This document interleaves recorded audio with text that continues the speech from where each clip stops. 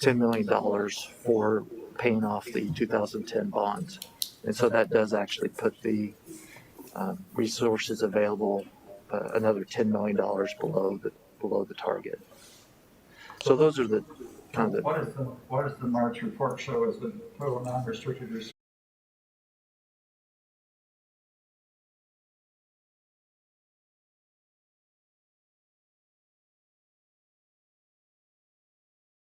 End users, since it appears that our existing costs are now. Or Dave, I made the motion.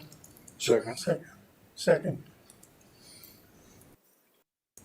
Any more discussion on it? Call the roll, please. Larry Porter, Yes. Jack Looney, Yes. Garland Land, Yes. Joe Zach, Yes. Mark McDonald, David McDowell, Yes. Bridget McCandless. Yes. Motion passed. Adam, will you be scheduling this, or? Yeah, staff will work on a time that'll work for everyone involved. It'll probably take some time to get it scheduled, but we'll start working on that. ASAP. Okay. And then the second item here, I think, Mr. Chair, this is maybe an item you want to discuss, is the dashboard committee that was discussed at the last board meeting, and working to revise the dashboard and getting some committee members. So I'll kick it back to you for that one. Okay, I just got a email, I believe yesterday, that Bridget would be willing to be on the board, so that filled the members that would be on it. She has informed me that she'll be traveling next week and won't be available, so it push it back out another week for Okay, meetings. all right.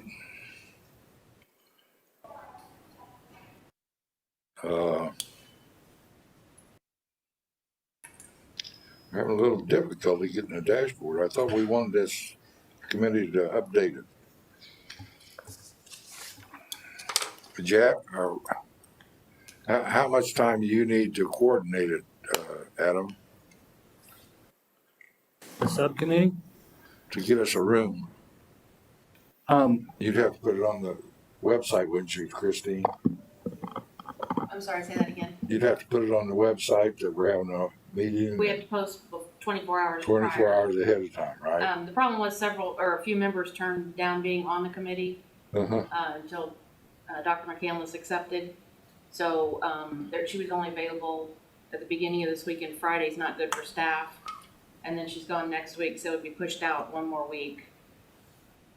So, but as soon as we can get. Is that all right? Is that all right with the board? Okay, next thing. Thank you, Adam. Municipal services report. I don't have anything formal to report unless you have questions for me, other than to update you on the 4th of April, we had our annual household hazardous rounds of hazardous waste, mostly paint, from 731 households. And for the first time, over half of our attendees were first timers. So still getting the word out there and having new people come through to use that service. That's all I've got. I have a question on that. We only do this once a year. We do. It's a contract. We don't actually run the event. We just staff it.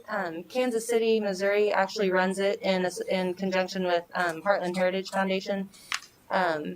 So we're just a site. There's a permanent household hazardous waste collection facility on Doremus Avenue in Kansas City. So any of the participating communities can drop off there for free any time of the year. But the individual cities only get one weekend, one Saturday a year. Thank you. I have a question. If I own a septic tank cleaning company, do I pay you to get rid of my waste?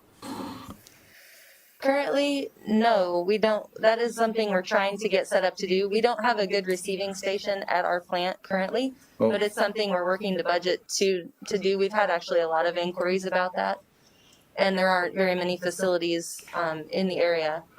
You can cross the state line, or you can go out to Oak Grove right now, and those are really the only two options. So it would actually be, I think, a good service to provide some of our local businesses. We just need to put some infrastructure in at the plant to be able to receive. Okay, thank you. I worked in the, before the waste, I worked in the water. I just wanted to know if we had anything like that. Thank you. Any other questions for waste or municipal services? Water, Dan? Like Lisa, I really don't have a formal report to give today. I did want to just mention that starting the first week in May, we will start disconnects again. So we'll be moving in that direction. So just a heads up. If you have any questions for me about anything else, Jim's getting ready to grab this. Well, I have a question, Dan. Are we getting all the meters read now again? Or? Yeah, they've done really well in the last 2 months, and it's really important this month to get it because we had a late start on the winter quarter since we didn't have a December read. So the winter quarter is actually moving into this month. So the last 2 months we've got, and especially all this month, we've been getting reads every customer that we can get in and read. There's always going to be a few that we can't get, but so that winter quarter will be based off the reads that we're having right now. And so we're probably halfway through the month and we're on schedule to have read every meter. So they've worked out some different things to where if a cycle, Larry, you would understand this because you used to be involved in the meter reading, but so we're reading every cycle, but if a book doesn't get read, they'll split that book amongst their other readers and read it that day on an overtime basis and work Saturdays and Sundays or whatever it takes to get reads. We don't anticipate, 8 or 10 days of freezing cold weather now. So, yeah. And rain the same way. We might have a day or two of rain, but they can't read, but they'll get out and get them read. So we're catching up with billing. We had so many issues with bills delayed because we couldn't get the reads. So that is significantly improved, and I got to commend the utility staff for getting that done because if we don't have the reads, it really jacks up the billing and Do we have everything enough else. meter readers? Pardon? Do we have enough meter readers, Jim? We're getting the job done. We've been able to That get wasn't some. my question. We've been able to get some temporary help from the union hall to supplement the folks that we have out. So that's helping us get through. Well, through the union hall, are you able to get what I want to say, qualified readers or? What we've been able to do is we've been able to get some folks that commit to us for several weeks at a time. So once we give them a couple of days of training on how to use the handhelds, then they're good to go, and they've been very good help for us. Okay, thank you, Jim. I have a question. Go ahead, Dave. We are getting ready to reestablish cutoffs again. Yes. Do I understand that we're not collecting any late fees right now? We'll continue not to do late fees until we want to make sure all these meter reads are right and that people have plenty of time to pay their bills. So we're not going forward with late fee charges yet. So that 5% penalty on your last month bill if you don't pay it in a timely manner is correct. And the fact that if we don't give them, like there's X number of days to get it paid, we don't want to hit them with a late fee because of billing being delayed because of meter reading. So that's the reason why we haven't done that. Am I reading this correct, that we have roughly $700,000 in penalties each month? I'd have to look at his whatever he has is what was delayed. Is it monthly, Jim? I couldn't answer that because I don't. I mean, That's probably, if you take, is it breaking out, Jim? I didn't. It's got penalties, 527,000. that's year for to the date? electric. Okay, if that's year to date, then that would be spread over. Okay, so we're talking 3 months. And then Since we have another July. 170,000 over here on water and 200,000 on sanitary sewer. I mean, that's a lot of a lot of money. That's in Correct. July. That's in Fiscal year, not calendar year. Okay, You'd have to divide it by 67% to figure out what the monthly charge. I didn't do that, but yes, it's a significant amount of money for folks that if they don't pay within their time period before their next bill goes out, that's what typically be 5% of the current bill that you have, and it's a fee for that. Yes, that is a significant dollar amount. thank you. Good, John. I don't know if this goes to water or IPL, but I know that CSL just got $11 million to help people with their back rent and utilities. Are you seeing many people who are coming in with back utility bills that you're able to get paid through CSL now? This just happened within the past couple of weeks or so, so I don't know if you're seeing much response that way yet. Correct. They have that opportunity. We'd send them to the CSL because we're not administering that fund, Right. but they were approved or CSL paid it.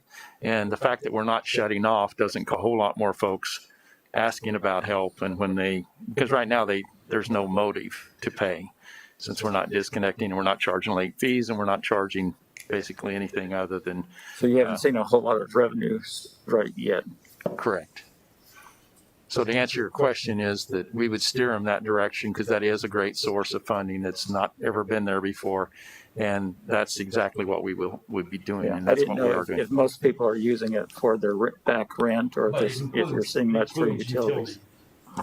So it does include utilities in that. It does include utilities, but I didn't know if there's much demand for utilities. I know there's a demand for rent, You but I shut don't them know if off. there's much demand for utilities. I don't know about CSL, but I can tell you that our iShare program is on track to be at its normal spending levels for the budget year.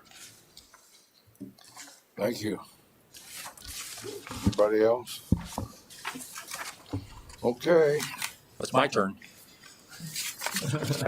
Mr. Nail. First of all, I'm very, very happy to inform you that for the second time in a row, we have been awarded the American Public Power Association's Diamond Award for Reliability, the RP3 award. That's a measure of both the frequency of your outages as well as how short they are, and that puts us in the 99th percentile of public utilities across the country. So really proud of our teams out there. They do a good job and keeping the lights on. And it's a 3-year award, so this is the second time in a row we've gotten the Diamond Award. Congratulations. We had a request from Dr. McCandless for some information about a couple of pending legislation items, House Bill 835 and Senate Bill 280, and what those impacts are for our utilities. House Bill 835 will allow independent power producers, those are wholesale generator facilities, it will allow them to be charged the lower wholesale rate for any energy that's actually used in their production, the production side of their operation. They would have to pay retail rates for their offices, their HVAC and that sort of thing, but anything directly related to their generation system, they could get the wholesale rate. It really is not a large impact for us because the only independent power producer we have on our system is MC Power, and the solar farm.